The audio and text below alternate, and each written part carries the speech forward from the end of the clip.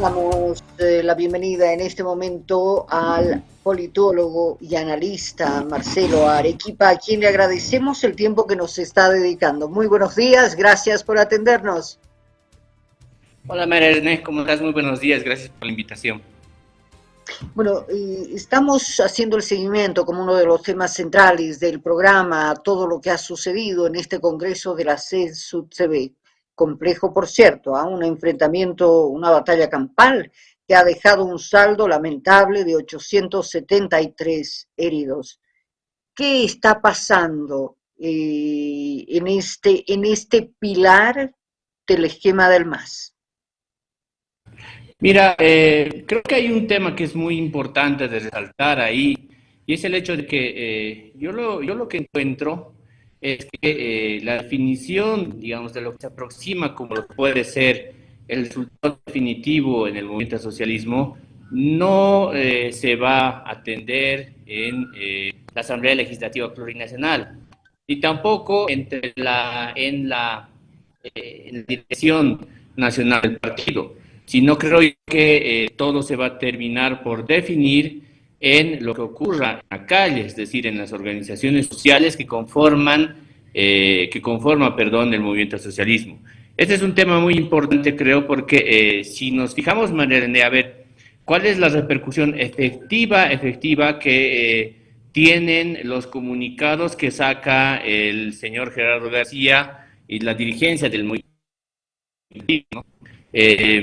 Pues yo lo que veo es que tiene una efectividad muy marginal, no ocupa el centro de decisión absoluta de lo que pasa en el MAS.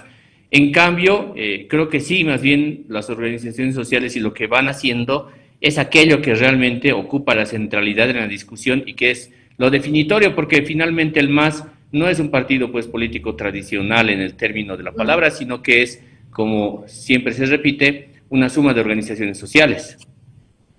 Bueno, pero tengo la sensación que hay dos niveles de disputa, no sé si me equivoco. Por un lado, la necesidad de control que están mostrando los frentes evista y arcista, ¿verdad? Sobre una institución clave como la CSUCB.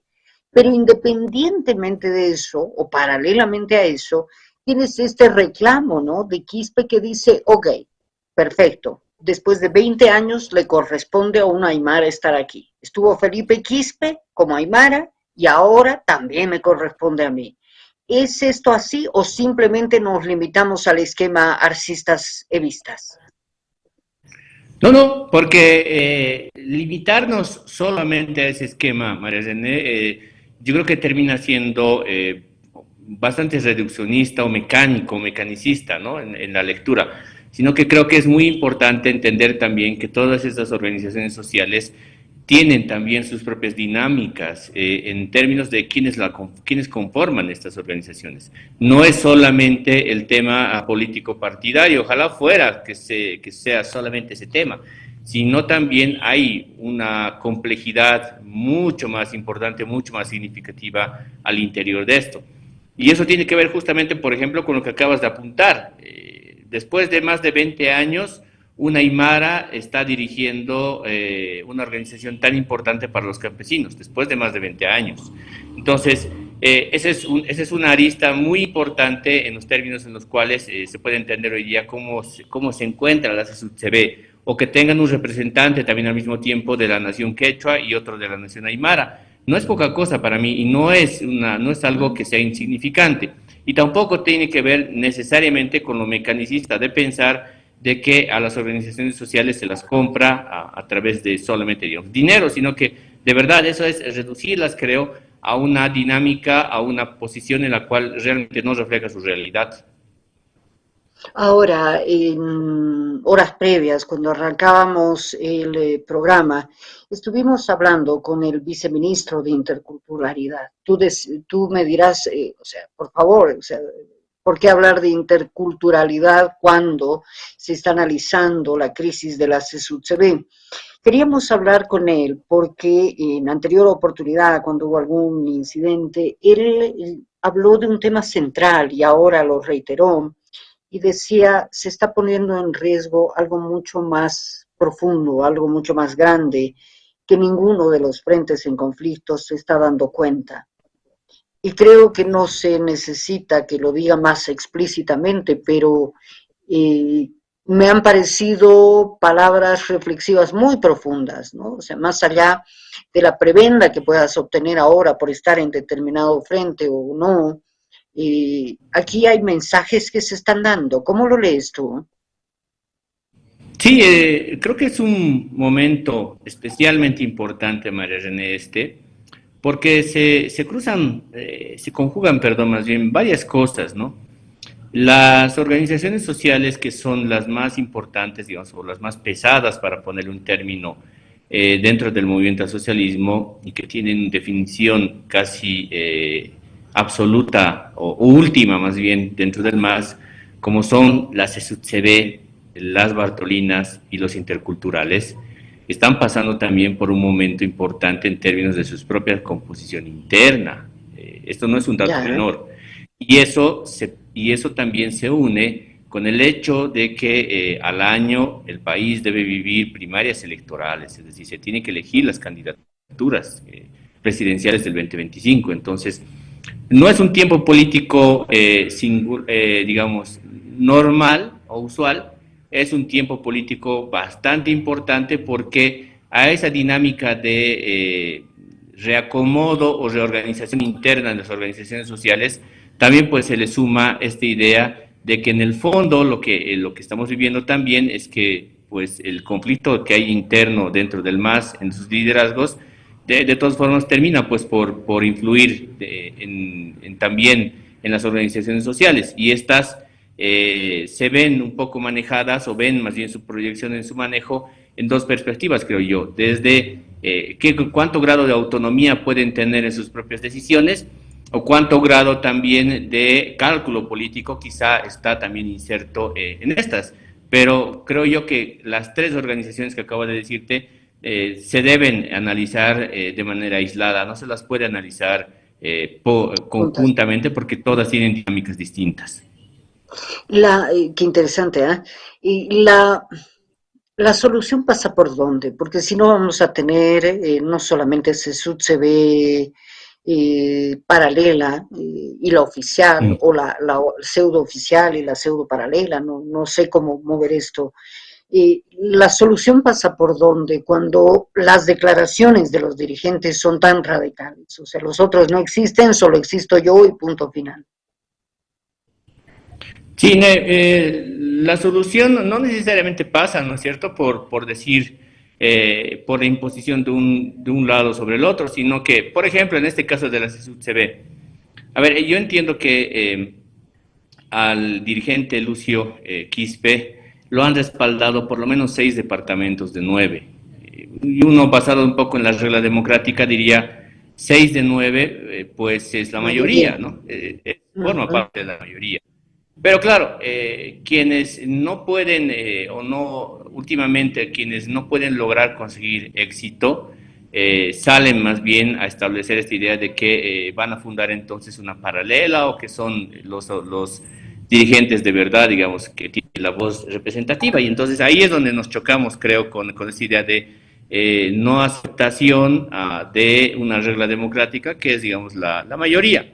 El dirigente Lucio Quispe ha sido elegido por 6 departamentos de 9. Entonces eso debería ser suficiente para que se le pueda dar más bien el respaldo, pero estamos tropezando, o están tropezando en todo caso las organizaciones sociales, creo yo, con estos temas que no son menores y que no son tampoco definitorios, ¿no?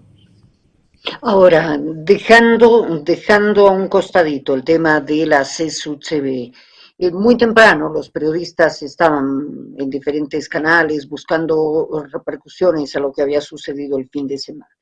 Unitel convoca a Bovarín. Bovarín hace una serie de reflexiones y fruto de estas reflexiones termina diciendo que se debería hablar políticamente, o el camino para Arce es hablar de un frente amplio. Con ello está hablando ya de una división plena del movimiento al socialismo, pero además está abriendo el ala hacia sumar gente para proseguir el proyecto de Arce. ¿Estamos en ese punto? ¿Estamos ya Eh, en el punto de deberíamos pensar en otros frentes, otras formas? Mira, no creo que estemos en ese punto. Más bien, todavía estamos, creo yo, en un paso previo que significa, por ejemplo, el hecho de que ayer, en la mañana muy temprano, el expresidente Evo Morales acusó directamente además, y lo Arce. nombró además al presidente Luis Arce, ¿no? De ser el que instruyó además una represión al Congreso de la CSUCB. Pues eso en otro tiempo, es decir, si uno ve hacia atrás, se hubiera quedado ahí o con alguna respuesta muy periférica de alguien, ¿no? Dentro del MAS. Pero si te fijas, María René, ayer en la noche sale un comunicado desde Presidencia del Estado donde se responde y se responde con contundencia además, ahora sí, nombrándolo también por primera vez al expresidente Evo Morales y poniendo, entre comillas, su propio mensaje en su red social de Evo Morales, donde se lo acusaba al presidente Luis Arce. Entonces, creo yo que ciertamente ese tipo de, por ejemplo, de respuesta ya tan contundente y fuerte desde el gobierno nacional va a tener, o tiene, creo yo, un significado relevante en términos políticos, porque ahora mismo gente que está dentro del MAS, en las bases o en la dirigencia, ahora mismo verán el tema de cuánto realmente el presidente Luis Arce se está atreviendo y está tomando una definición política sobre su futuro. Entonces, y frente a un Evo que lo que hace todo el tiempo es atacar, y ahora sí tiene una respuesta. Entonces, hay creo yo, Un cambio de escenario. un camino distinto al que ya habíamos visto hasta ahora, ¿no?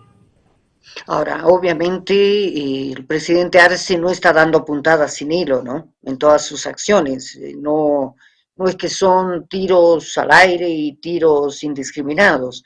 Aquí está viendo un trazo, ¿no? Para poder costurar su candidatura política o su permanencia en el poder. Exactamente, creo que hay ya, digamos, también una suerte de definición, pero yo diría por ahora que su definición es todavía, digamos, un mensaje de un presidente que se muestra más preocupado por la gestión pública que por la disputa interna. Y eso no lo veo tan malo, la verdad, te diré sinceramente, porque la gente creo que está esperando más bien, sí, un presidente que se haga cargo responsablemente de la gestión pública y no necesariamente ahorita un político que esté peleándose con otro político.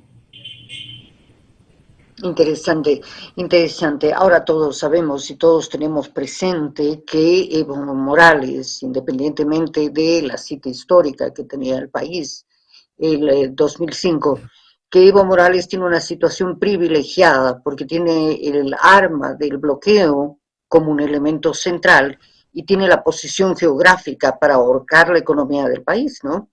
Y ese es un arma que Evo Sí, Morales sabe que tiene. sí, tiene una posición estratégica importante, pero uno cuando lo ve en perspectiva, digamos, nacional, también se da cuenta de que esa posición es muy localista y que eso viene también aparejado de un desgaste político importante en su propia figura del expresidente Morales, porque ya no es solamente el dirigente, es un Evo Morales expresidente del Estado, con todas sus luces y sus sombras, ¿no? Ujú. Pero que sabe que está donde está y que tiene el respaldo de los cocaleros, que protagonistas o no en esta coyuntura son su brazo bloqueador, digamos, por decirlo de alguna manera. Sí, no, sin duda, es decir, es el instrumento, digamos, de lucha y de movilización más importante que tiene, ¿no? El expresidente Morales. Bueno, ha de ser importante seguir hablando sobre este tema, Marcelo, porque podemos entrar a derivadas, podemos entrar al tema acusaciones narcotráfico, al tema movilización tierras, podemos entrar a esas derivadas, pero propongo algo. Quedémonos en este punto, conversemos la próxima semana, porque seguramente esta es noticia en desarrollo y habrá que leer minuciosamente lo que están diciendo las dirigencias. Muy amable por tu tiempo, muy gentil. Gracias a ti, Marilene, un buen inicio de semana.